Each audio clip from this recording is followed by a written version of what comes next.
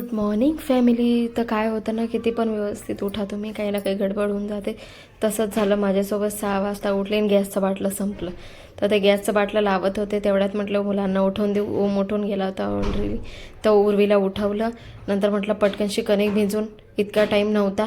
तर मी एक मस्त रेसिपी केली, तुम्हाला सांगते, मी पटकन शेअर करते. तर पापड भुंजून घेतले, उडीदचे पापड आणि शेंगदाण्याचं कूट होतं. दोघांना मस्तपैकी मिक्स करून घेतलं, एकदम बारीक चुरा करून घेतला. नॉर्मल पोळी लाटून घेतली आणि पापडचं जे कूट होतं ना, ते भरून दिलं त्या पोळीमध्ये. आणि मोदक जसे भरलेलं राहतो तसं व्यवस्थित एकदम मस्तपणे लाटून घेतलं. आलूचे पराठे लाटतो तसे.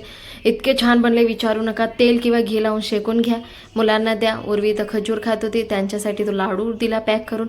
झाले मुलांचे टिफिन. आमची पण चहा इथं रेडी होती, त्यांचं पण दूध आणि त्यांचा पण नाश्ता रेडी होता. नाश्ता पाणी झालं. मग मी म्हटलं थोडं डोक्याला तेल लावून घेते. डोक्याला तेल लावल्यानंतर मग ते पण काम, त्यांचा पण वेळ झाला कामाला जाण्याचा. ते पण कामाला गेले. कामाला गेल्यानंतर मग म्हटलं थोडंसं आता पटकनशी घी काढून घेते. कालचं साय आणि ते भिजत म्हणजे मुरायला ठेवलं होतं म्हणून पटकन घी काढून घेतलं आणि त्याच ताकाचं आहे ना मी पनीर काढलं. तो व्हिडिओ मी ऑलरेडी टाकून दिला आहे, बघून घ्या. भांडे बिंडे घासून घेतले पटकनशी. तर त्याच भाजी बनवली. तर मुलं आले, मुलांना आणि इथं मुलांचं पार्सल आलं होतं त्यांना, म्हणजे असं हे नाही, पटकन पार्सल खोलून लिटल जॉयचं पावडर होतं. मी मुलांना तेच देते सध्या प्यायला, खूपच छान आहे. आणि अशा प्रकारे आम्ही आमचं जेवण एन्जॉय केलं. व्हिडिओ आवडला असणार तर लाईक, सबस्क्राईब आणि कमेंट करा. आणि तो व्हिडिओ मी टाकून दिलेला आहे. जेवण झाल्यानंतर काम करायला बसले. तर बाय बाय.